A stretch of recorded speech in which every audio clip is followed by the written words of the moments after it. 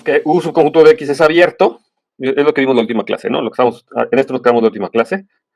Entonces tomamos este espacio topológico, el cociente, y entonces definíamos la topología, queríamos dotar al cociente de una topología, entonces es un recordatorio de topología, entonces la topología cociente es la topología más fina que me hace al morfismo natural de proyección, al morfismo cociente continuo, y esto es equivalente a decir que U es abierto si solamente si la imagen inversa de U pues es abierto.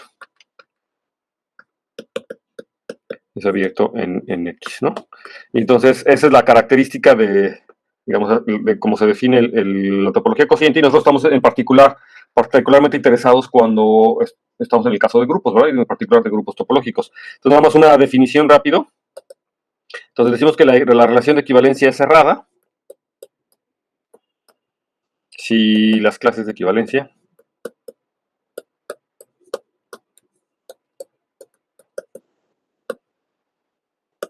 son precisamente cerradas. Es decir, si los puntos en el cociente son puntos cerrados, ¿no? Básicamente, ¿no? O sea, yo lo que quiero es que cada clase de equivalencia sea cerrado en G, ¿verdad?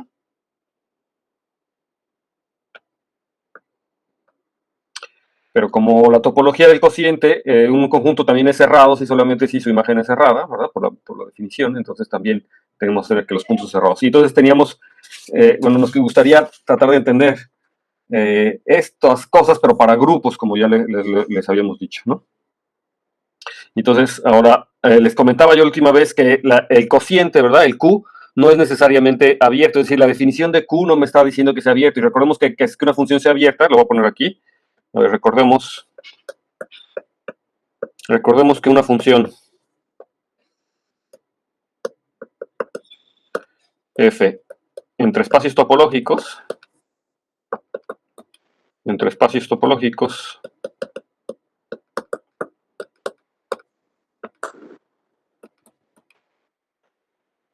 es abierta si para todo abierto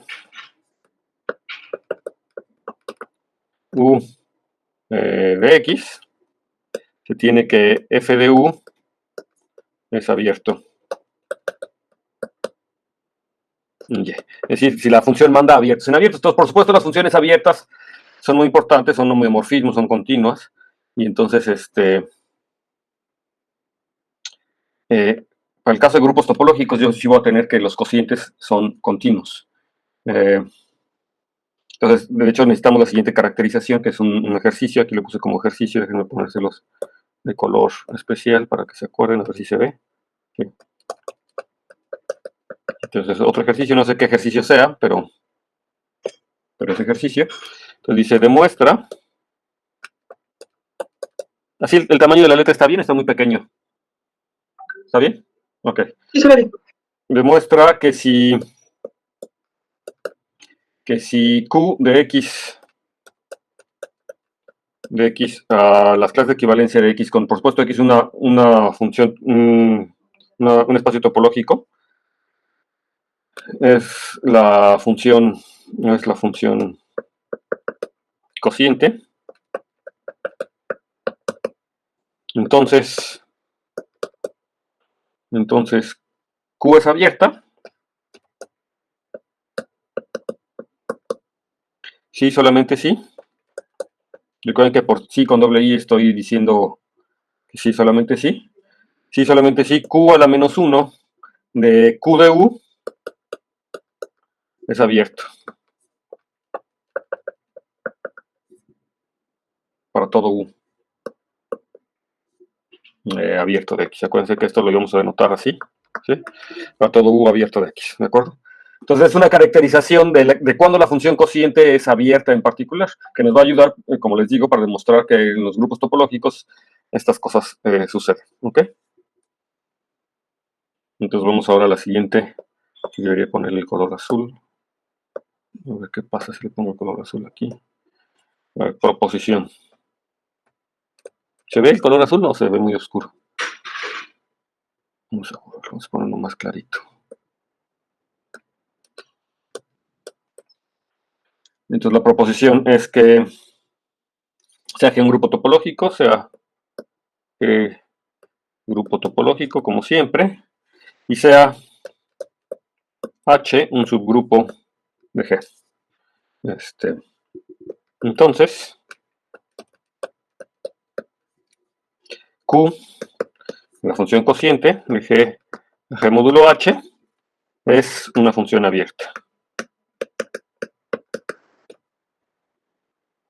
Entonces, eso es lo que les decía, ¿no? En el caso de grupos topológicos, déjenme hacer una modificación en la pantalla porque no los estoy viendo, tengo que voltear mucho para ver lo que está pasando. Entonces voy a pasar la pantalla para acá y ustedes no deberían de tener problemas para verme.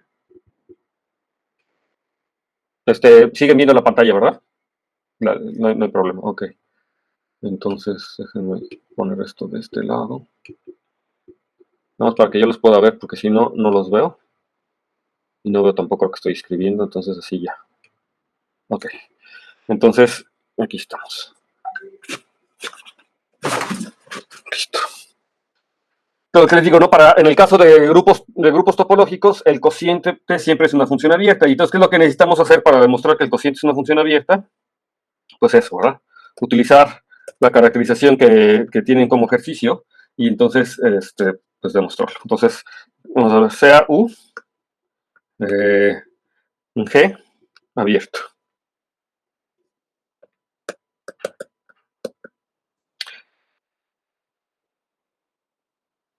Entonces, entonces la pregunta es, ¿quién es este Q de U?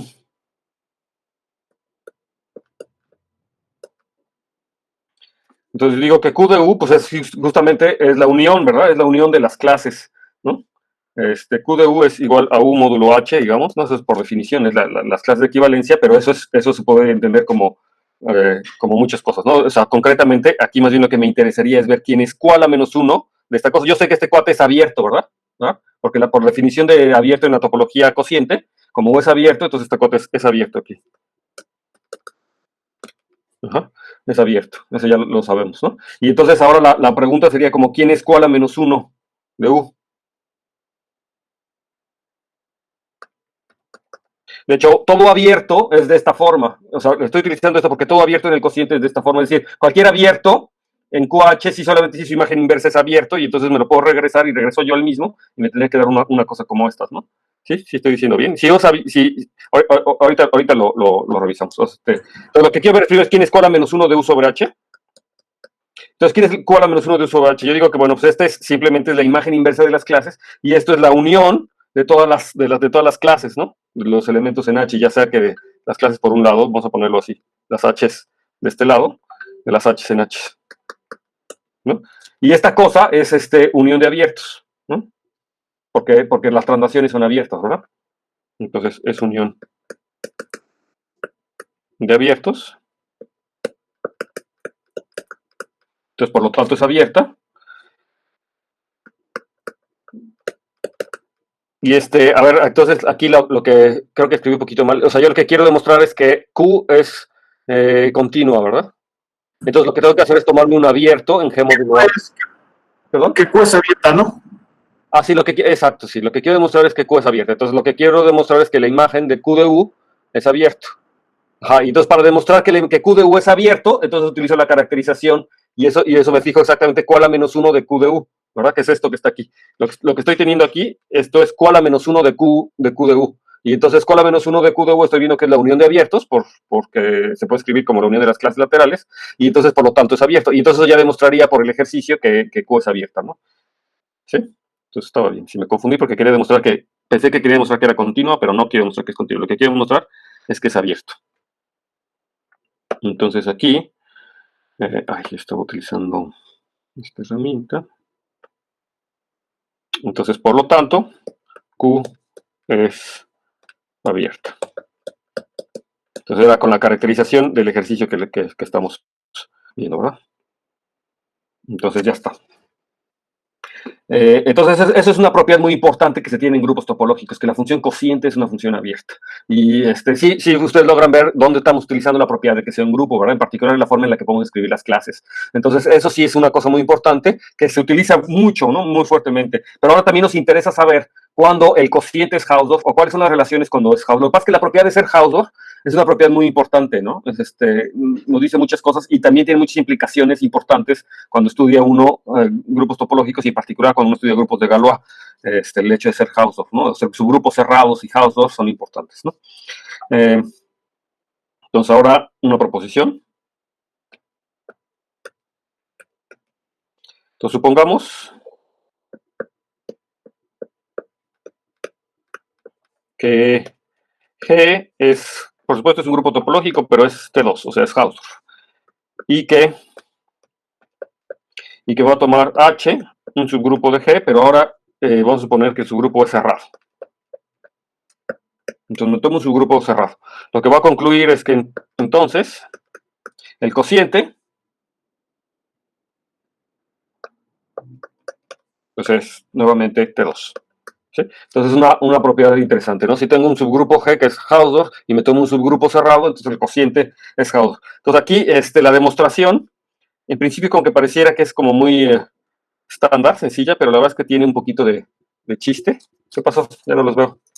Ay, me desaparecieron. ¿Siguen aquí? Sí. Creo que le apreté sin querer. Ok, creo que apreté sin querer una tecla y se me desaparecieron, pero bueno, ya está. Ok. Entonces lo que queremos demostrar es que el cociente es Hausdorff, y les digo, en principio pareciera muy elemental, pero la verdad es que tiene un poquito de chiste. Entonces, vamos a tomarnos, y es muy ilustrativa, entonces también por eso la hago, porque es ilustrativa, ¿no? Entonces, lo que necesitamos demostrar es que si me tomo dos clases distintas, ¿sí? Entonces lo que quiero demostrar es que existen abiertos, ¿verdad? Que separan a estas dos clases distintas en GH, ¿no? Entonces son dos clases distintas en GH, en módulo H. Entonces lo que quiero ver es que hay dos abiertos que los separan, ¿no? No sé si escribir eso, ¿no? Entonces yo quiero demostrar que hay un abierto en uno y una de las clases queda completamente en otro abierto U2, pero los voy a nombrar más adelante, para que quede claro. Entonces, aquí queremos utilizar el truquito ese de la identidad, ¿verdad? Que se toman que yo puedo escoger una vecindad simétrica de la identidad para algunos casos. Y ahora tengo que utilizar la propiedad de que estas clases son distintas. ¿Qué quiere decir que estas clases son distintas y que H sea cerrado? Bueno, el hecho de que estas clases son distintas, ¿qué quiere decir? Bueno, pues que G1 a la menos 1, bueno, lo voy a poner así. Tenemos que G1 a la menos 1 por G2. Entonces, este objeto no está seguramente en H, ¿verdad? Este no está contenido en H, justamente porque las dos clases son distintas, ¿verdad? Si estuviera en H, eso quiere decir que las clases son distintas. Y ahora utilizo la propiedad de que H es cerrado. Como H es cerrado,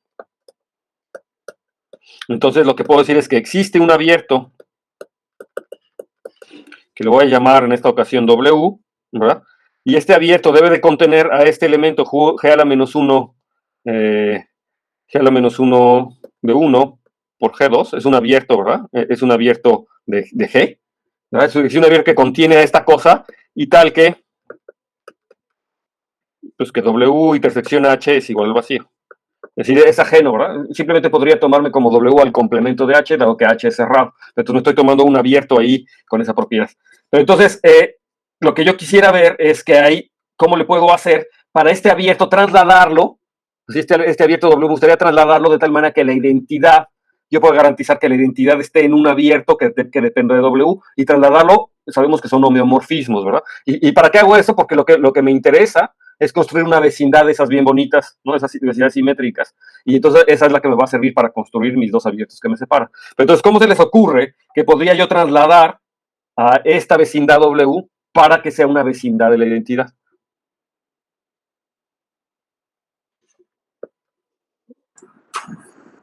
Traslada por G1, G2 menos 1. Exacto. Entonces lo que vamos a hacer es, y hay que, como el grupo no es conmutativo, entonces hay que tener cuidado cómo lo trasladamos, ¿no? Entonces sería G1W por G2 menos 1, ¿sí? Esta vecindad, lo que estoy haciendo es trasladar primero por G1 y luego por el inverso de G2 por el otro lado, y ambos es una composición de homeomorfismos, ¿verdad? Es la composición. Es abierto, por eso que le estoy diciendo, y la identidad, ¿verdad? Y contiene la identidad, le voy a poner así.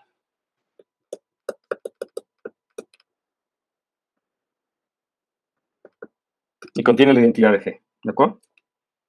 Y entonces, sí es esta, ¿verdad? La adecuada que contiene la identidad de G, justamente porque G a la menos 1 por G2 está. Entonces, si multiplico por G1 por la izquierda y luego por G2 a la inversa a la derecha, me da justamente la identidad. Entonces, sí es esta situación. Y entonces, por una proposición anterior, aquí es cuando ustedes escriban esta nota en LaTeX, ¿verdad? Aquí le ponen la referencia cruzada adecuada a la proposición anterior. Entonces, la proposición anterior me decía que existe una vecindad B de E abierto, tal que pues yo tengo que B es igual a B a la menos 1 y que B por B se queda totalmente adentro del abierto que contiene la identidad. En este caso, el abierto que contiene la identidad es este G a la menos, es G1 por W por G2 a la menos 1. ¿Sí? Y entonces este abierto se queda totalmente contenido ahí. Y entonces yo digo que con este abierto ya casi, ¿no? Ya casi voy a poder separarlos, ¿no? A los elementos, ¿no? Entonces, ¿qué es lo que podemos decir? Tenemos que o sea, el hecho de que B por B se quede adentro de W por G, W, que se quede dentro de G1 W por G2 a la menos 1, y como trasladar nuevamente respeta contenciones, ¿verdad? O sea, la traslación respeta contenciones. Entonces lo que tenemos es que, ahí ya se acabó la página, entonces me voy a ir a otra página. Ok. Entonces lo que tenemos es que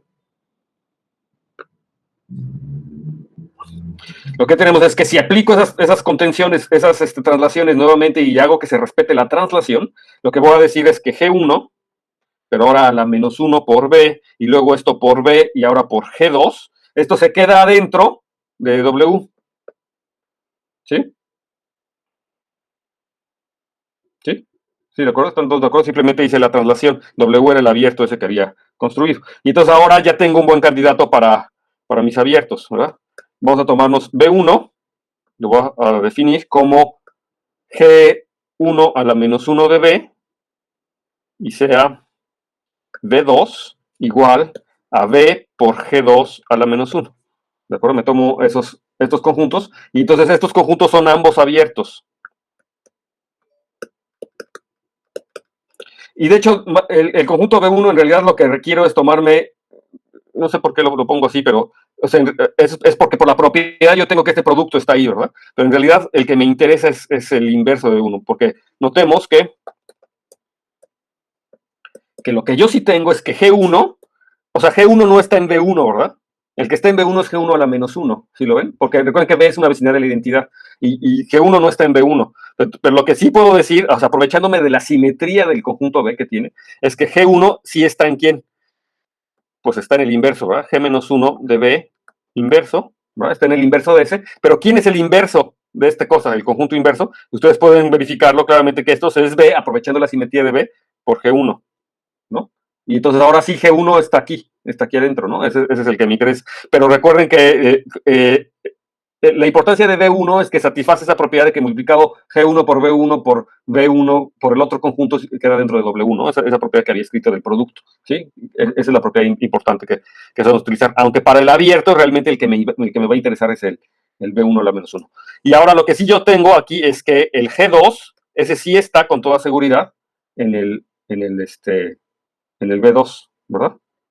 Oiga, Rogelio, que en el renglón dice V2 igual a V por G2 a la menos 1. El menos 1 creo que el no va. Sí va. El menos 1 quiere decir, déjame poner, quiere decir este menos 1 que aparece aquí. No, yo digo en el renglón 1. En el primer renglón, V2 igual a V por G2 a la menos 1, ¿no? Ah, este no va, ¿verdad? Sí, porque, a ver, ¿irá, va o no? O sea, aquí yo lo que tengo es esta situación, ¿lo están viendo? Sí. O sea, en el renglón anterior yo tengo que B por B es esto, ¿verdad? Y entonces luego lo que pasé fue multiplicar y en efecto me queda este por este. Y entonces aquí B2, exactamente, aquí no va el menos 1. Muchas gracias. Sí, aquí no va el menos 1 porque justamente así era la idea, ¿verdad? Son distintos. Y ahora ahí notemos que G1 está en este conjunto, este sí está bien, ¿verdad? Ahora sí. G1 está en este conjunto que es el inverso, y ahora sí G2 está en B2, y ahora sí la razón por la que está en B2 es justamente esta, ¿verdad? Porque ahí lo que tengo es la identidad. Ok. Muchas gracias. Entonces sí está. ¿Está bien? Ok, entonces G2 está en B2. Y entonces, yo digo que estos abiertos, que son abiertos, ¿verdad? Son abiertos, ¿sí? O sea, aquí estoy teniendo que este conjunto aquí es abierto y este conjunto aquí es abierto. Bien, este y estos son dos abiertos porque simplemente es la traslación de esos abiertos. Entonces yo digo que esos abiertos ya me van a servir para separar a mis clases de equivalencia. Nada más que estos abiertos, ¿en dónde están? Estos abiertos son abiertos de G. Y yo lo que quiero es separar las clases de equivalencia. Entonces, ¿qué es lo que tengo que hacer? Pues tomarme sus imágenes bajo Q, ¿verdad? Entonces, si me tomo ahora las imágenes bajo Q, entonces este sí es el que ya voy a llamar U1, por definición va a ser Q, pues lo voy es de B1 a la menos 1, ¿verdad? Que es lo mismo que tomarme, que era lo mismo que tomarme Q de BG1, ¿de acuerdo? ¿Sí de acuerdo? ¿Sí? Sí, o sea, porque B1 es este conjunto, ¿no? Y entonces B1 a la menos 1 es este conjunto que es este que está aquí. ¿Sí? Entonces, U1 me tomo esta imagen y ahora me voy a tomar U2.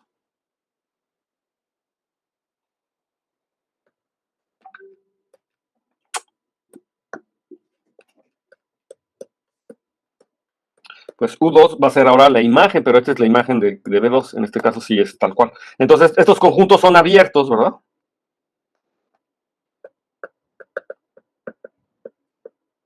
En GH. ¿Por qué son abiertos en GH?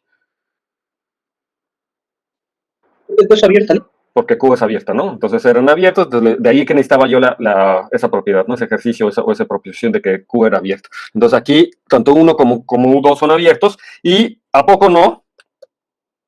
G1 de H está contenido en U1 y G2 de H está contenido en U2, ¿sí? ¿Sí o no?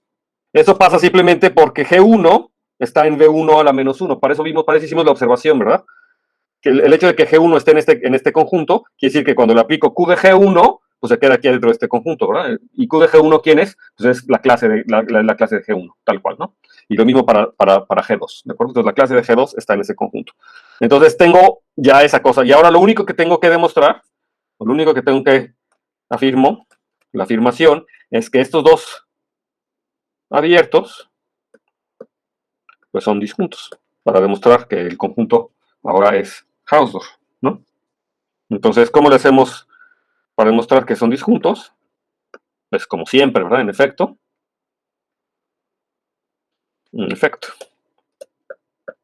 Si no lo fuera, si uno intersección U2 fuese, aquí lo que está, ¿ya ven mi dislexia? No me dice nada. Entonces aquí lo que quiero demostrar es que estos dos son vacíos, porque justamente para que sea Hausdorff lo que necesito es que sean el vacío.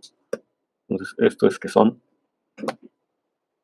el vacío, ¿verdad? Eso es lo que yo requiero.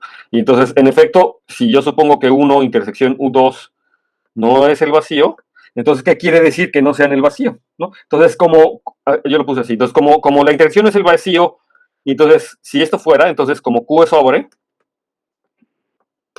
su proyectiva, entonces, la imagen inversa de esta intersección, pues también sería distinto del vacío, ¿verdad? Entonces, utilizando fuertemente que la función Q es su proyectiva, si no fuera su proyectiva no podría hacer esta inferencia. Pero entonces, vamos a ver quién es la imagen inversa de esta intersección.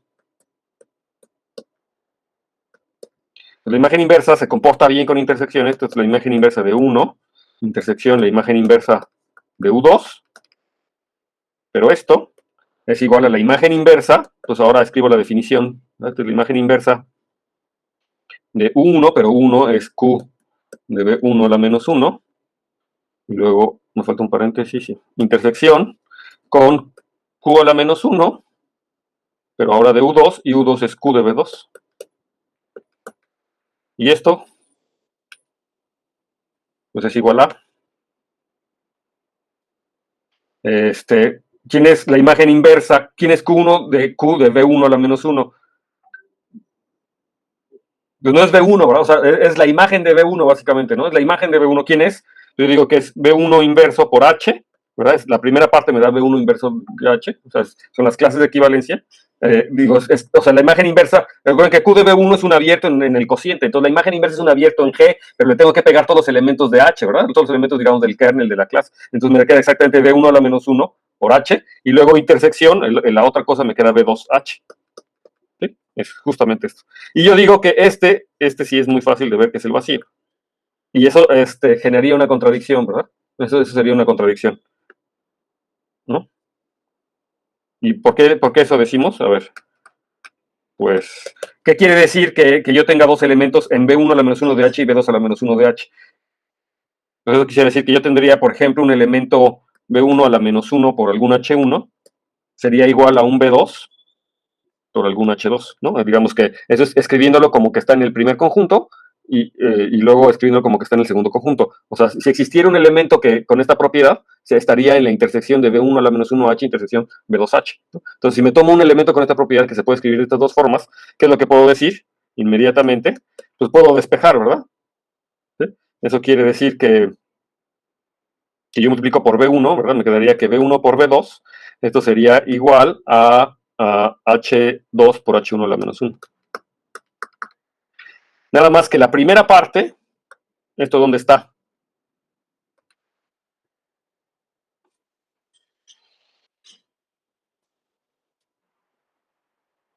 Como quiera que sea, va a estar en U, ¿no? B2. Cuando está en B1, B2, que es que está dentro de U. Y la segunda parte, pues esta cosa está en H, ¿sí? Pero eso no puede ser, porque estaría encontrando un elemento que está en U intersección H, pero U intersección H es vacío, ¿no?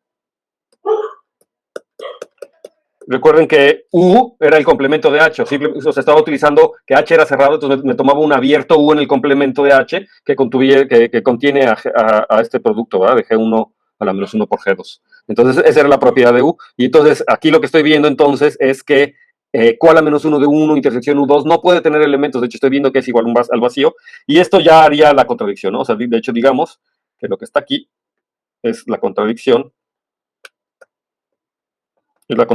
a la suposición que estoy haciendo de que este cociente de aquí sea distinto del vacío, ¿verdad? Si este cociente es distinto del vacío, entonces la imagen inversa sería distinto del vacío, puesto que la Q es su proyectiva, pero estoy viendo que la imagen inversa del vacío me está dando el vacío, lo cual es una contradicción a lo anterior. Por lo tanto, la contradicción se da por esta razón, o sea, por lo tanto, pues concluyo que puedo separar, ¿verdad? Por lo tanto, para abajo. Entonces, por lo tanto, pues básicamente el cociente es Hausdorff, ¿no? O sea, iba a decir que por lo tanto estos abiertos U1 y U2 claramente me separan a la clase de G1 y a la clase de G2, pero bueno, ya queda claro por todo lo que estamos haciendo, ¿no? O sea, la clase de G1 y G2 quedan abiertos de 1 y de U2, y la intersección es vacío, y entonces por lo tanto el cociente es Hausdorff. Entonces fíjense cómo, bueno, había su detallito, ¿no? O sea, y nuevamente insisto, ¿se acuerdan que les dije? Esta propiedad de las vecindades simétricas es un truquito muy útil para los grupos topológicos, ¿no? O sea, estos abiertos me dotan de unos abiertos muy particulares que me permiten hacer todo este tipo de cosas. Entonces, aquí hay dos cosas importantes que hay que resaltar. La utilidad de las traslaciones y que las traslaciones me preserven abiertos, que son unos homomorfismos, y la utilidad de estos abiertos particulares que puedo construir alrededor de la identidad, que son simétricos y que el producto se queda dentro de la identidad. Entonces, esas dos técnicas me han ayudado básicamente a hacer todas las demostraciones que he hecho hasta ahora. O sea, son cosas muy, muy importantes. Y entonces, bueno, resaltando lo que dice esta proposición, dice que si yo tengo un espacio topológico G que es Hausdorff y tengo un subgrupo cerrado, entonces el cociente es Hausdorff automáticamente. Entonces, eso es una cosa muy importante. Notar que como H, en esta proposición H, no sé que sea un subgrupo normal, entonces no puedo decir que G módulo H sea un grupo, ni siquiera, ¿verdad? Entonces G módulo H simplemente son las clases equivalentes. Entonces no podría concluir que G módulo H sea un grupo topológico. Y de hecho, para concluir que G módulo H sea un grupo topológico, me haría falta más cosas, ¿verdad? Me haría falta demostrar que las operaciones de grupo en G módulo H son continuas, ¿no? Entonces, de hecho, eso es lo que vamos a hacer a continuación, demostrar que en efecto G módulo H es un grupo topológico y ahí están viendo. Entonces vamos a hacerlo como el siguiente teorema.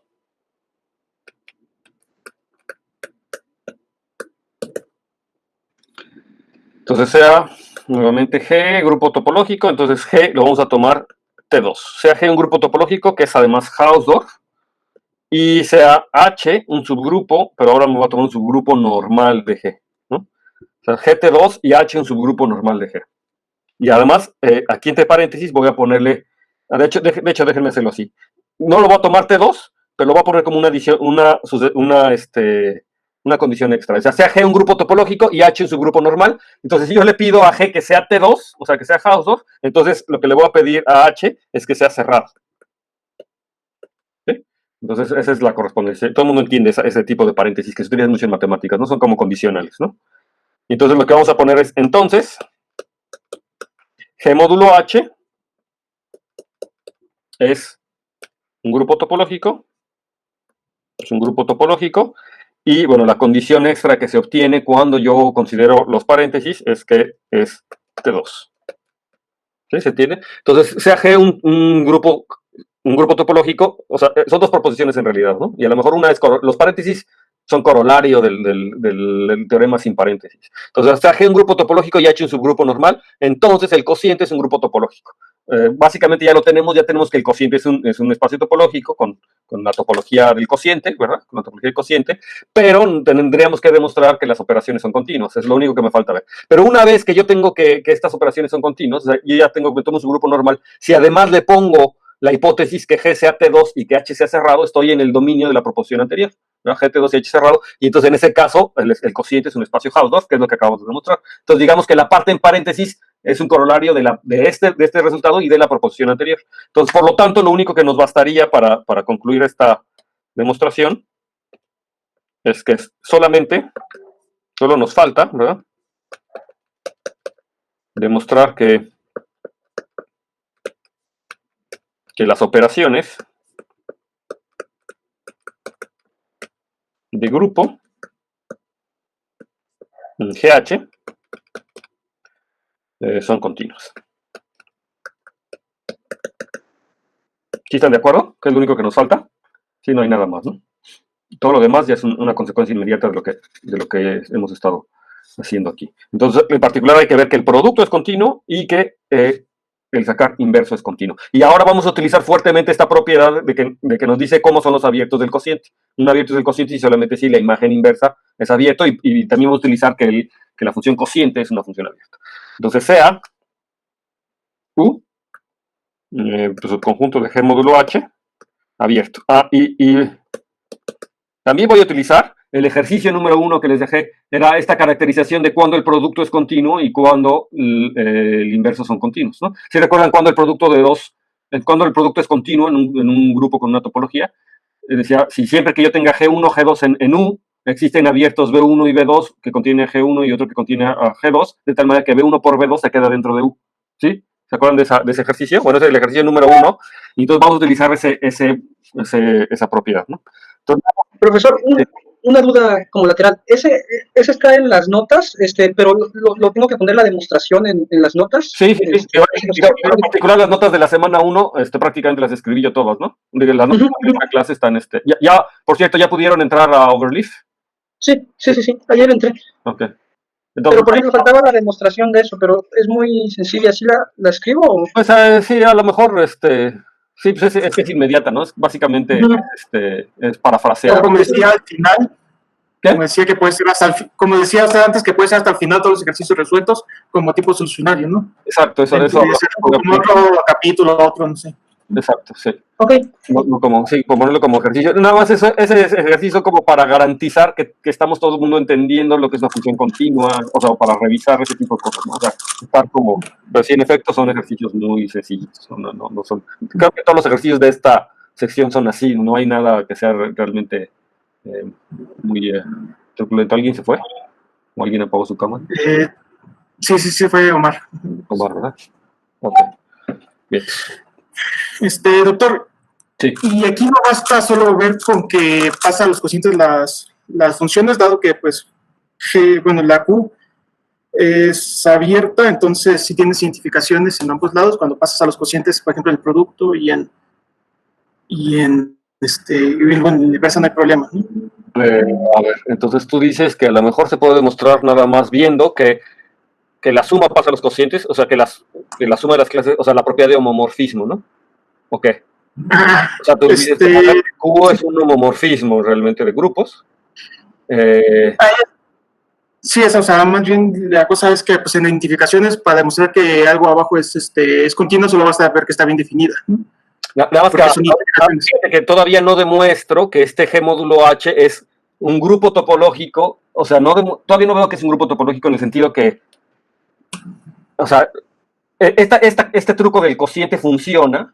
Este truco del cociente funciona si tú ya tienes que estás en la misma categoría, es decir, que G módulo H es un grupo topológico y que las operaciones pasan al cociente. Es decir, básicamente lo que hay que ver, si estoy entendiendo bien tu pregunta, lo que hay que ver para poder garantizar que las sumas pasan al cociente, lo que quiere decir que las sumas pasan al cociente es que no nada más que es la suma, no nada más que es un homomorfismo de grupos, sino que es continuo. Y para ver eso necesitaría ver que la suma abajo es continua y que el producto abajo es continuo. O sea, básicamente lo que tengo que demostrar. O sea, para decir es que baja el cociente, que baja no quiere decir que nada más abre suma, sino que baja como de forma continua, ¿no? ¿Sí ves la sutileza? Abre sumas, o sea, el cociente abre sumas, perfecto, es un homomorfismo. El cociente es continuo, perfecto, pero ahora hay que ver que lo baja como un homomorfismo continuo. O sea, hay que ver que el cociente es un homomorfismo continuo. Y entonces, para ver que es un homomorfismo continuo, lo que hay que ver es que la suma es continua. Ya no te estoy oyendo, no sé si estoy diciendo. Sí, claro, perfecto. Es que creo que no necesito que sea un homomorfismo para nada, o sea, solo para ver que son continuas estas funciones, o sea, como funciones, para la continuidad solo necesito como espacios topológicos que pasen al cociente, no porque son identificaciones. A ver, entonces yo tengo una función aquí y quiero ver... En general, para espacios topológicos, ahorita no me importa si son grupos o no, ¿no? O sea, no me interesa que sean homomorfismos, solo necesito que va a tener cociente y son continuos. O sea, que si F de A, B es continuo, entonces F barrita, digamos, de A barrita a B barrita es continuo, ¿no? Es lo que estás diciendo. Sí, exacto. Solo necesito que esté bien definida y ya porque son identificaciones. Y bueno, o sea, el único detalle es que G cuando baja a H cruz H sigue siendo identificación, pero es porque son abiertas, no Q cruz cruz. Sí, ya, déjame escribir lo que estás diciendo. Entonces, posiblemente sí. O sea, tú lo que dices es que, bueno, yo tengo la operación de suma que va de G a G cruz G, ¿no? Y yo sé que esta operación es continua. Al revés, G cruz G a G, lo que quiero, ¿no? Ya ven. Cuando les digo que mi dislexia me traiciona. A ver, de G cruz G a G. Entonces yo tengo esta operación que es continua y por otro lado yo tengo aquí la operación cociente, ¿verdad? Y aquí yo tengo la suma. Y la suma que es la suma de clases, ¿no? Y entonces aquí yo tengo el cociente y digamos que aquí tengo el cociente cruz el cociente. Y aquí tengo el cociente, ¿no? Y entonces lo único que hay que ver es que este diagrama es conmutativo, digamos, ¿no? O sea, es que, sí. y que todas las funciones aquí involucradas son continuas, ¿de acuerdo? Bueno, no solo que la de abajo esté bien definida, ¿no? Bastaría, dices, para demostrar que esta cosa para demostrar que la flecha de aquí abajo es continua, tú dices, basta demostrar que esta función es que este diagrama conmuta, ¿verdad? O sea, que este diagrama conmuta, bueno, y que esta sea continua y que esta sea continua, entonces va a implicar automáticamente que esta función de aquí sea continua. Eso no, también tenemos que ver que la suma sea un epimorfismo para ese lugar, para que se aplique lo del cociente. No, o sea, eso es muy general para identificaciones, ¿no? O sea, si tienes una función arriba y que está bien definida las identificaciones, es continua, sin importar si es un proyectivo o no la continua de arriba, ¿no? Sí, o sea, básicamente lo único que me haría falta estar seguro es que un objeto es abierto aquí si solamente es abierto aquí. O sea, que se sigue cumpliendo esa propiedad, ¿no? Que seguro sí sigue cumpliendo. O sea, la forma como uno demuestra esta identificación es que yo me tomo un abierto aquí, entonces esta cuate lo subo, ¿verdad? Lo subo, se levanta un abierto aquí.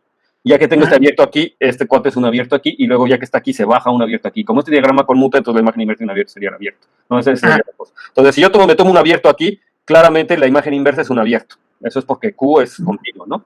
Y ahora yo tengo, como la suma es continua, entonces la cosa que está aquí es un abierto, y cuando lo bajo, necesito que sea continuo, y eso sí va a ser también abierto porque las Qs es abierta y la topología producto, en este caso la topología de caja, y es producto. Entonces, cuando lo bajo es abierto. Y claramente este diagrama conmuta, ¿verdad? O sea, es conmutativo. Entonces, en efecto, eso demostraría que la imagen inversa del abierto aquí sería abierto acá, por lo tanto, es continuo. De hecho, esta demostración está muy bien, es una demostración como muy categórica, basada en las propiedades claramente De hecho, son como las demostraciones que me gustan, ¿no? En términos de diagramas, no simplemente. Nada más es cosa de que se convenzan, ¿verdad? Que esta aplicación aquí sí cumple, ¿no? Pero dimos el argumento rápido, ¿no? Así en palabras. O sea, que sí cumple que es abierta, ¿no? O que la imagen de un abierto es abierto aquí también. Pero eso pasa porque el producto de abiertas, ¿verdad? Sí es cierto que el producto de abiertas es abierta. Pues sí, ¿verdad? Sí, sí, sí. Entonces aquí por producto de abierta es abierta, entonces sí se tiene y como conmuta, ya está. Entonces eso demostraría que la función suma es continua y análogamente, ¿verdad? Yo me imagino, vamos a escribir el diagramita para la inversa, ¿verdad? Entonces yo tendría, lo voy a poner así, inf, en vez de como lo había escrito, creo que es más cómodo escribir inf, ¿no? De G a G. Entonces yo tengo de G a G y tengo G módulo H, y G módulo H, y tengo aquí la función inversa, como habías dicho, barrita. ¿Sí? En este caso tengo las funciones cocientes, y por supuesto que este diagrama también conmuta, ¿verdad? Este diagrama, digamos, como grupos es conmutativo, entonces este diagrama también conmuta, y esta función que está aquí arriba es continua, ¿sí? Estas son continuas, y entonces por el mismo argumento de hace rato, para demostrar que esta función es continua, pues ya se tiene porque este diagrama es conmuta. Lo repasamos, ¿no? Si me tomo un abierto aquí, la imagen inversa es abierto acá, esta imagen inversa se jala a un abierto aquí por la continuidad, y como esta función es abierta, por lo que acabamos de ver, entonces la imagen de ese abierto es abierto aquí. Entonces, este diagrama es conmutativo y por lo tanto se demuestra. Fíjense que la demostración que yo tengo aquí es como hecha a mano, o sea, sin esas propiedades. Básicamente, yo lo que estaría demostrando es esta conmutatividad y esas propiedades de la continuidad. Y estoy utilizando las propiedades del producto y nuevamente esas vecindades, ¿no? O sea, es una demostración distinta, pero posiblemente menos elegante. O sea, me gusta esta demostración, es una demostración, o sea, categórica, elegante. Me gustan estas porque son como muy simples, ¿no? O sea, es lo que yo les decía el semestre pasado que di un curso de álgebra conmutativa. Me preguntaban que por qué tantos diagramitas, ¿no? O sea, que qué ventaja tenía expresar las sucesiones cortas, ¿no? Exactas, por ejemplo, en términos de la sucesión exorta carta, en vez de que hables del kernel. Les decía, es que una vez que te familiarizas con los diagramas solitos te hablan, ¿no? Ya no necesitas,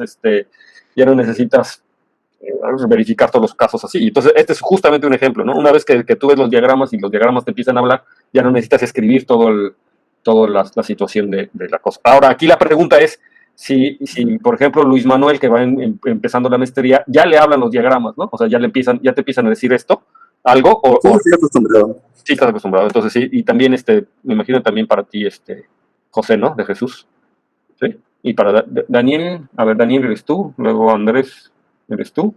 Entonces, a los que no veo es aquí no veo a José, ¿verdad? Nada más no veo a José. Y me imagino que para José también, ¿no?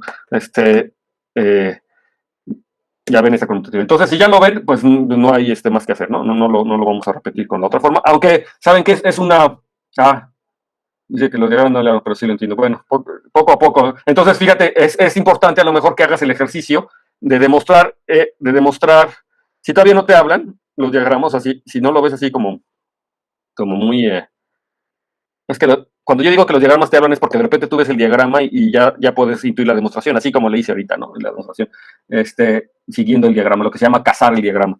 Entonces, si todavía los diagramas no les hablan, entonces lo que yo les recomiendo es que escriban la demostración siguiendo el diagrama, o sea, casen el diagrama tal cual y que vean que sí es cierto, con todos los argumentos adecuados. Y por otro lado, tampoco es una mala idea que intenten hacer el ejercicio sin el diagrama, es decir, tratando de utilizar la definición realmente, o sea, las definiciones y lo que hemos demostrado hasta ahora, para que esto suceda, ¿no? Es decir, tomarse los abiertitos y ver que la imagen inversa del abierto es la suma, que también es un ejercicio bastante fácil, no era nada difícil.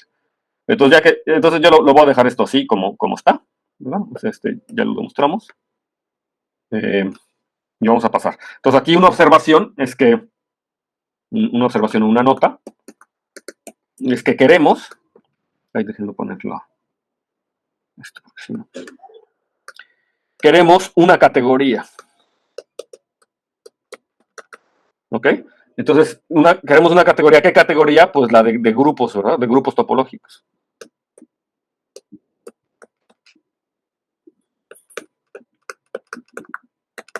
Y si nosotros estamos en busca de una categoría, que sea la categoría de grupos topológicos. Y entonces, hasta ahora, lo que ya tenemos son a sus objetos, ¿verdad?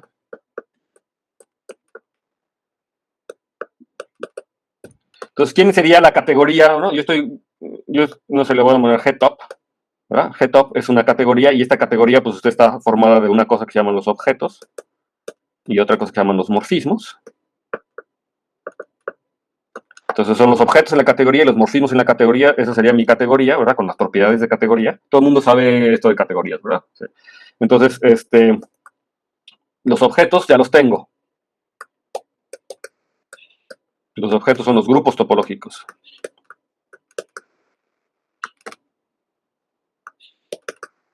Y ahora lo que me falta son definir qué son los morfismos. Pero, como ustedes se pueden imaginar, los morfismos es pues, lo que tienen que ser. ¿Qué son? Los morfismos son funciones de GAH. ¿Qué es un morfismo? Pues es una función de GAH que es un homomorfismo de grupos y es continuo. ¿De acuerdo? Entonces los morfismos son los homomorfismos de grupos que además son continuos. Y estos objetos se les llaman,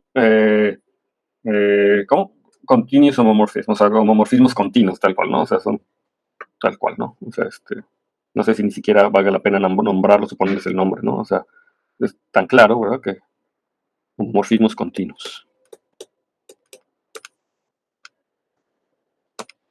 Ajá, son los homomorfismos continuos. Es decir, a los morfismos de esta categoría se le llaman los homomorfismos continuos. Entonces ustedes pueden ver que la identidad es un homomorfismo continuo, ¿sí? La identidad, pero hay que pensar bien porque es la identidad en la categoría que estoy trabajando. Es decir, la identidad de grupos no es necesariamente una identidad en la categoría de grupos topológicos. ¿Por qué? Porque un grupo lo podría dotar de distintas topologías, ¿no? O sea, y entonces, como objetos en la categoría de grupos, el grupo es el mismo, pero como objetos en la categoría de grupos topológicos son distintos. Y el morfismo identidad, aunque, o sea, que es la identidad porque es el mismo objeto, digamos, es el mismo conjunto, el mismo grupo, ¿no? Más que el mismo, es el mismo grupo, entonces tengo la función de identidad, pero si tienen distintas topologías, entonces no es un homomorfismo. A ver, el ejemplo que rápido. O sea, creo que esa información de repente es importante, no sé si ustedes lo tengan bien claro, pero luego la gente como que confunde o no sé, como que le sorprende ese tipo de cosas. Pero como ejemplo. Entonces yo vamos a hacerlo en el caso muy sencillo. R más con la topología usual. Y luego voy a tomarme R más, pero con la otra topología. Yo creo que con la topología discreta. Con la topología discreta funciona. Entonces, ahora vamos a tomarnos la identidad, ¿no? De R más a R más, ¿no? Ambos son grupos topológicos, ¿verdad? Sí, porque habíamos visto que cualquier conjunto con la topología, cualquier grupo con una suma, ¿verdad? Con la topología discreta. Pero entonces la pregunta es que si esta función es una función continua, ¿no? Si la identidad es una función continua. Bueno, depende cuál sea el que tiene la topología discreta, ¿verdad?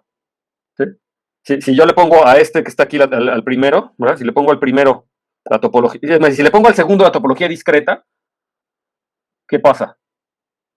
O sea, si le pongo discreta siempre es continuo, ¿verdad? Porque la imagen inversa de cualquier conjunto va a ser abierto. Entonces lo que necesito es ponerle al segundo conjunto, a este cuate lo vamos a bautizar con la topología discreta. Aquí no sé cómo ponerle.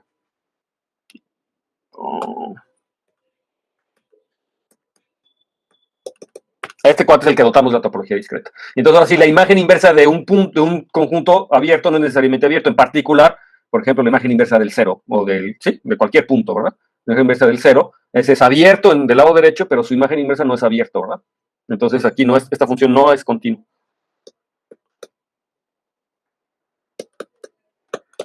Y entonces en este caso este objeto, aunque es la identidad, no es un homomorfismo. Pero aquí la verdadera razón desde el punto de vista categórico es que no son estos el mismo objeto en la categoría de grupos topológicos. No son el mismo objeto, son distintos. Y entonces estrictamente este morfismo, esta cosa que está aquí, no tiene el derecho de llamarse la identidad. No es la identidad en la categoría de grupos topológicos. Es decir, es la identidad en la categoría de grupos, pero la identidad en la categoría de grupos no es la identidad en la categoría de grupos topológicos. Entonces no tiene derecho estrictamente esta cosa no tiene derecho de llamarse la identidad, ¿no? En esta categoría. La identidad en una categoría es un morfismo bien establecido, ¿no? Del objeto a sí mismo, pero este objeto no es el mismo objeto, ¿verdad? Estos dos objetos no son iguales, ¿sí? Son distintos como objetos. Sí, no son iguales, ¿de acuerdo? Entonces, bueno, esa es una observación curiosa, ¿no? Porque hay que tener siempre en cuenta en qué mundo estamos trabajando y no confundirse, sobre todo cuando uno trabaja con el funtores de olvido. ¿Sí? Yo tengo que la categoría de grupos topológicos es una subcategoría de la categoría de grupos, por ejemplo, y también es una subcategoría de la categoría de espacios topológicos, ¿verdad? Es una subcategoría. Y bueno, ¿no? Hay que tener cuidado, ¿no? No es cierto que aquí lo que estoy viendo es que, por ejemplo, un morfismo en la categoría de grupos, este morfismo no se traslada a un morfismo en la categoría de grupos topológicos, ¿no? No necesariamente. ¿Sí? Ok. Entonces ya tengo lo que es esto. Entonces, ahora ya que tengo la noción de morfismos, pues entonces ya puedo hacer las definiciones que siempre se hacen en todas las categorías. Y es que, ¿qué es un isomorfismo? ¿Qué es un epimorfismo? ¿Qué es un monomorfismo? ¿No? Entonces, en particular lo voy a hacer solamente para los isomorfismos porque los demás es lo mismo, ¿no? Entonces, G y H, grupos topológicos, son isomorfos o lo voy a poner así, topológicamente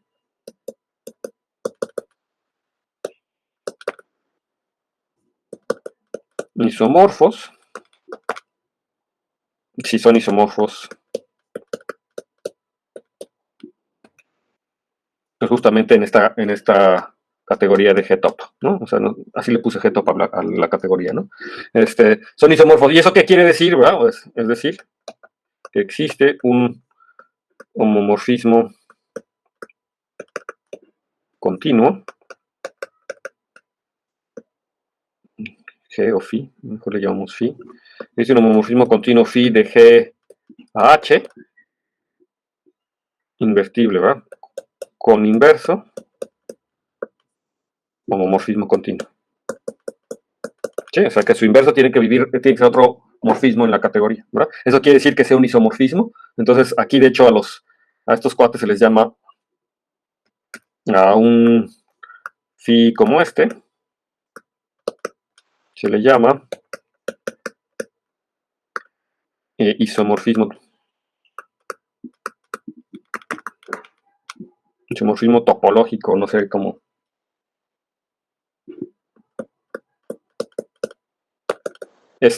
Entonces, aunque fíjense que aquí hay un problemita, ¿no? En la categoría de espacios topológicos, pues están los isomorfismos, ¿no? Nada más que en la categoría de espacios topológicos los isomorfismos se llaman homeomorfismos, entonces se llaman, pero son los isomorfismos de esa categoría son los homeomorfismos.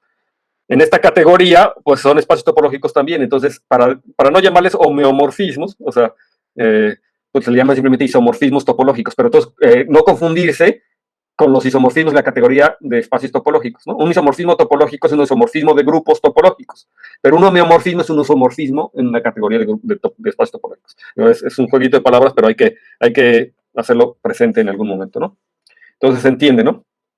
Entonces ya tengo, a lo mejor, ¿sí? ¿Por qué no? Lo ponemos como ejercicio.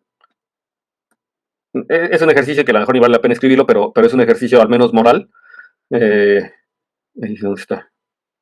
Ejercicio. Entonces nada más escribir, ¿no? La definición de epimorfismo, de monomorfismo y epimorfismo topológico, ¿verdad? Que sería, o sea, en esta categoría, ¿verdad? O sea,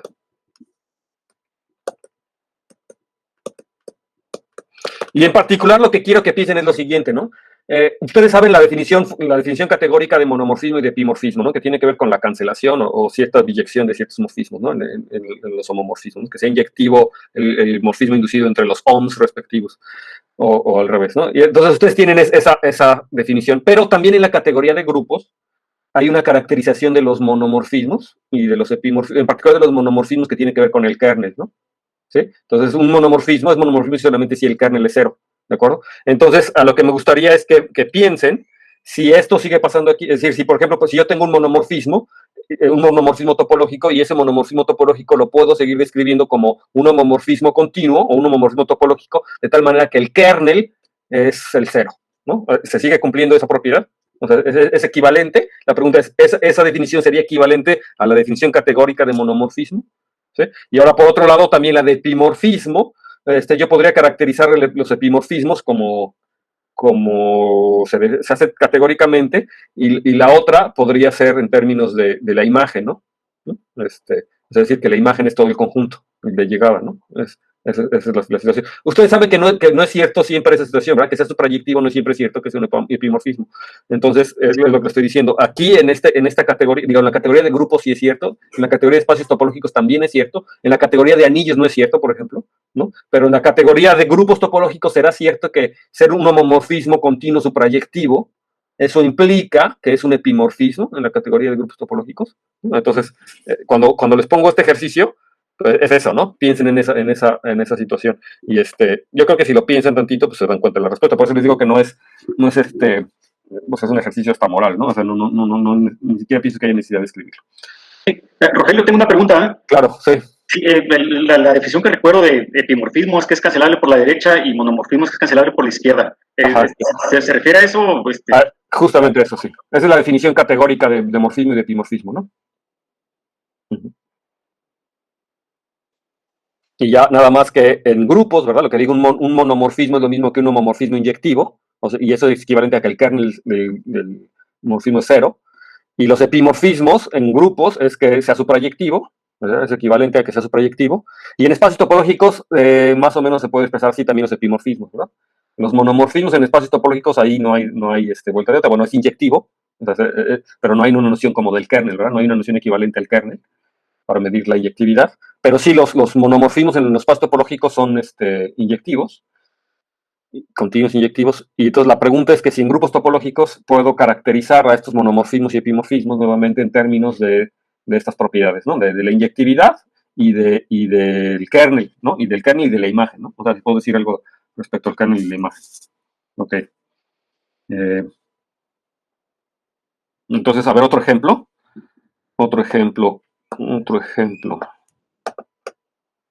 Este es un ejemplo muy importante que se llama la conjugación.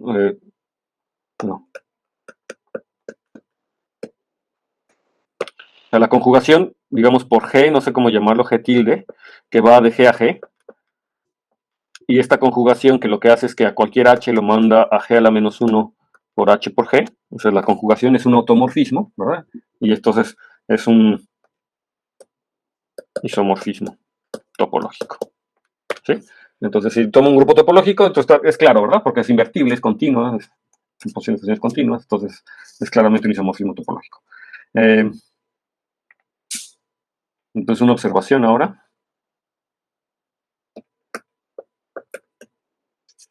Entonces, sea phi de G, digamos acá, grupos topológicos, ¿no? Entonces, homomorfismo continuo entre grupos topológicos. Entonces, vamos a suponer que la identidad, supongamos que la identidad dentro de K es cerrada.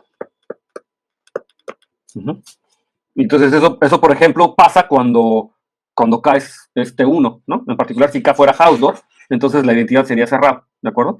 Y entonces, pues lo que podemos decir es que el kernel de phi, esta es una observación que es útil, ¿no? Bueno, es normal, es un subgrupo normal cerrado de G. Bueno, es trivial, ¿no? Es una observación trivial, pero es como útil saber. O sea, cuando la identidad de cerrado en el grupo llega, por ejemplo, cuando el grupo de llegada es Hausdorff, entonces el kernel es un subgrupo normal cerrado, ¿de acuerdo? Ahora, acuérdense que en teoría de Galois, los kernels de los homomorfismos entre los grupos de Galois, ¿verdad? Los automorfismos son importantes, ¿verdad? En la correspondencia de Galois, ¿sí se acuerdan? En la correspondencia de Galois, los kernels de los subgrupos asociados a los campos fijos, ¿verdad? Y me da ¿Ustedes revisaron el videíto que les puse de teoría de Galois, de revisión de teoría de Galois? Que les puse en... Sí. Ok. En particular, ahí hay una cosa importante que hay que revisar, que es la teoría de Galois de grupos infinitos, que debería haber estado por el video 2 o por el video 3, ¿no? Era una revisión rápida de esa teoría, y entonces ahí está la correspondencia de Galois para extensiones infinitas. Y entonces ahí es donde se utiliza este tipo de cosas, ¿no? Yo creo que en su momento lo mencionaremos con cuidado, ¿no? Y entonces ahora me gustaría ver la siguiente proposición, ¿crees? Creo que vamos muy lento, ¿verdad? ¿Dónde está mi nota del curso? Entonces la siguiente proposición es que, déjame ver, tengo aquí un relojito. Sí.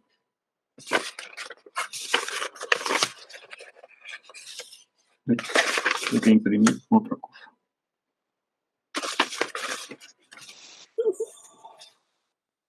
Es que escribí mis notas en látex, pero imprimí otra cosa y no es lo que quería.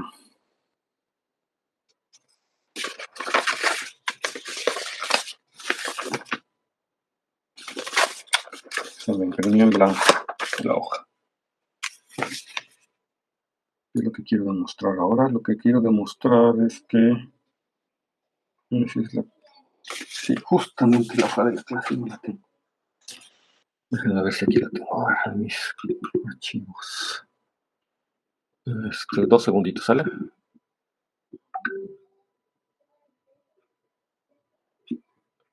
Ok. Vamos para acordarme qué proposición es la que necesito. Ajá. Ajá. Entonces es esta, ¿no? Esa es. Entonces sea es la siguiente proposición, teorema. Entonces es importante esta cosa, ¿no? Entonces sea, así como lo estamos definiendo, phi de G a H. Sí están viendo, ¿verdad? Porque como puse aquí mi nota, entonces ya no los veo yo. Pero entonces, si no me ven, me dicen. Entonces phi de H, homomorfismo.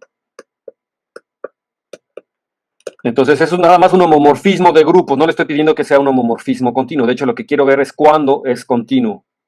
Ajá. Entonces yo digo que basta, como en todos los grupos topológicos, basta verificar la continuidad en la identidad. Entonces, si phi es continuo en la identidad, entonces phi es continuo en todos lados. Entonces tengo un homomorfismo de grupos, y entonces la pregunta es, ¿cuándo ese homomorfismo de grupos podrá ser continuo? Pues la respuesta está nuevamente, pues fíjate en la identidad. Si esta cosa es continua en la identidad, entonces ya es continuo automáticamente en todos lados, y eso simplemente es por la propiedad de la traslación, ¿verdad? Yo puedo trasladarlos abiertos, y entonces hay que hacer el trabajo, pero digamos, se ve que si yo traslado todo, o bien que la propiedad de continuidad que quiero verificar la puedo trasladar a la identidad, y si en la identidad ya es continuo, entonces ya cabe. Nada más, aquí recuerden que quiere decir que sea continuo en la identidad, ¿verdad? Que quiere decir que sea continuo en la identidad.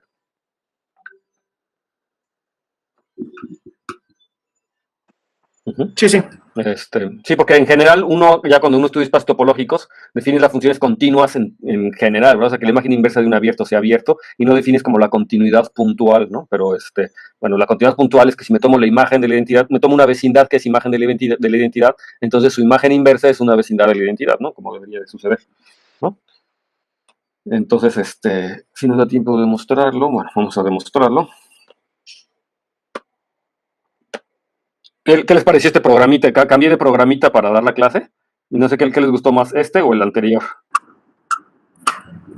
Por el fondo negro a mí más ¿Te gustó más por el fondo negro? Sí. Okay. No, es que de repente, digo, es que este programita está padre para escribir, tiene como varias funciones, pero el otro tiene algunas otras ventajas, ¿no? También. Sí. Nada más el rojo no lo use para escribir, por favor. Sí puede poner rayas con el rojo, pero las letras no, yo batallo para leerlas. Está difícil. Ok, ¿y el azul qué tal se ve? El azul se ve bien. Sí. Pero el rojo no. Para letras, yo ya batallo para leerlo si rojo, pero si pone rayas, cosas así, eso sí se distingue bien. Se distingue, ok. Entonces, vamos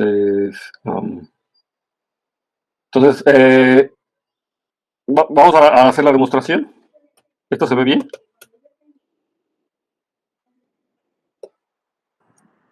Yo veo bien. Ok, entonces, ¿cómo harían la demostración? Entonces, bueno, hay un lado que es difícil, que es fácil, ¿no? Entonces, si claramente es continuo, ¿verdad?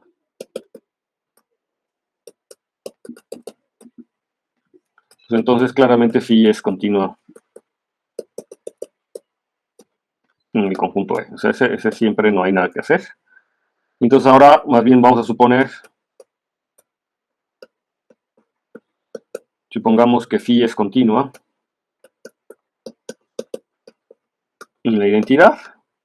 Y entonces me gustaría demostrar que es continua para cualquier abierto, ¿verdad? Entonces sea U subconjunto de K abierto. Y entonces me gustaría ver que la imagen inversa es abierto, ¿verdad? Entonces, si phi a la menos 1 de U es igual al vacío, pues es abierto, no hay nada que hacer, ¿verdad? Entonces, por lo tanto, podemos suponer que existe un G en G tal que phi de G pues está contenido exactamente en este U, ¿verdad? Y entonces, lo que me gustaría es ahora tratar de ver quién es phi a la menos 1 de este G. Pero recuerden que yo sé que la función es continua en la identidad, ¿no? ¿Cómo le puedo hacer para llevar esto a la identidad? ¿Cómo le podría hacer para poder entender esto en la identidad? Recuerden que phi además es un homomorfismo, entonces phi manda la identidad en la identidad, ¿no? Entonces yo podría considerar, pues ahora phi de G a la menos 1 de U. Entonces este cuate es abierto, ¿verdad? ¿Sí o no? Es abierto en K, ¿no? Claramente. Y además, y contiene la identidad de K, digamos, que es igual a phi de la identidad de G. ¿De acuerdo? Contiene la identidad de K, que es igual a la identidad de G. Y entonces, como esto es un abierto en K, que contiene la imagen de la identidad, que es la identidad, ¿qué puedo decir? Pues por la continuidad de la identidad,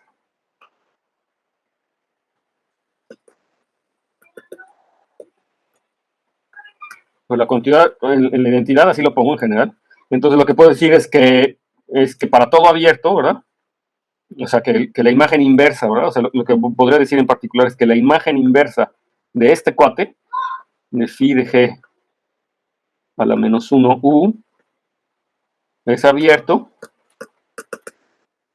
en G y contiene a la identidad de G, digamos. ¿Sí? Y ahora que recuerden que yo lo que quería era ver que la imagen inversa simplemente del otro cuate es esto, ¿no? Pero ahora, ¿qué me pueden decir de este conjunto? Phi a la menos 1 de phi de G a la menos 1 de U. Phi de G a la menos 1 multiplicado por... Pues hay varias cosas, ¿no? Primero, que como phi es un homomorfismo, esto es lo mismo que phi a la menos 1 de phi de G a la menos 1 de U, ¿no? Y y de hecho aquí yo puedo utilizar la propiedad de las vecindades. Ay, ya me llegó una visita aquí. Yo tengo que utilizar la propiedad de las vecindades, estas vecindades simétricas también. O sea, no estaría mal utilizar la propiedad de las vecindades simétricas. Pero bueno, a ver, díganme, ¿ustedes qué se les ocurre? Este abierto que está aquí es un abierto que contiene la identidad. Y luego me gustaría poder transportarlo, a lo mejor no a es lo que digo, pero a lo mejor un abierto más chiquito, ¿verdad? Este abierto debería contener un abierto simétrico aquí adentro. Un abierto más chiquito que lo pueda transportar y que sea una vecindad de G, ¿verdad? Y que cumpla con la característica que yo estoy pidiendo. ¿Sí? ¿Qué es lo que puedo hacer?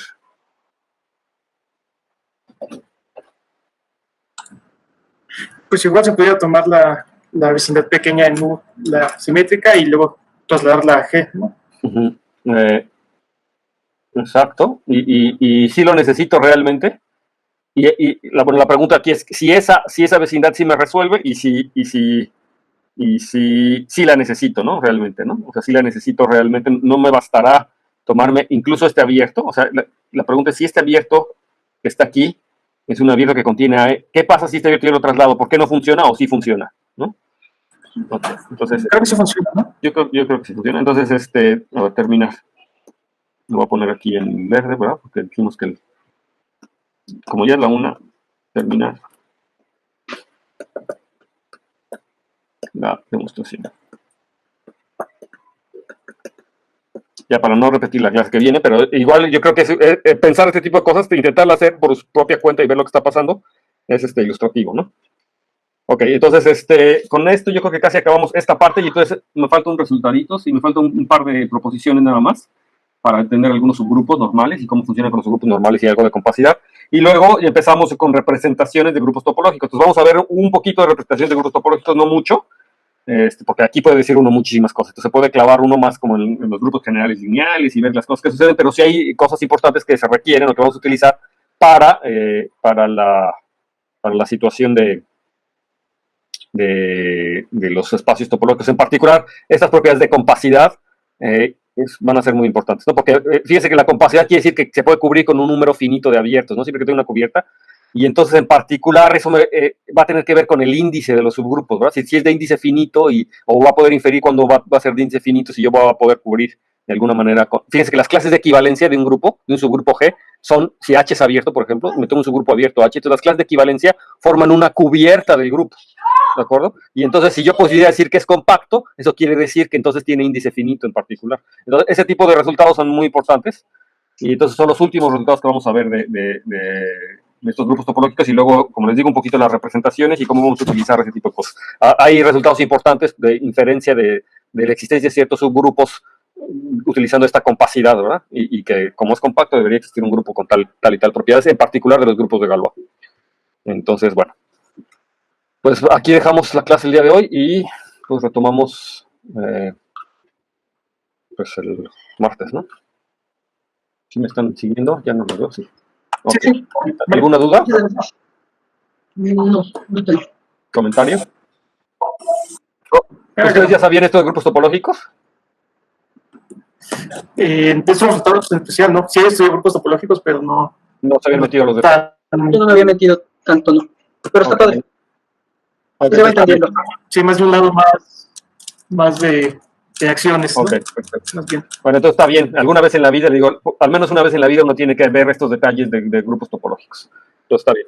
Ok, sí, perfecto. Y además sirve para familiarizarse con estas cosas, porque de repente uno ya los empieza a utilizar mucho y si nunca ha hecho uno de estos calculitos con las vecindades abiertas y eso, pues de repente empieza a creerte un montón de cosas, pero llega un momento en que te tienes que detener a ver si sí es cierto lo que te están diciendo. Entonces creo que es una buena oportunidad también. Bueno, muy bien. Nos vemos el martes, ¿ok? Entonces, Muchas gracias. Video. Muchas gracias.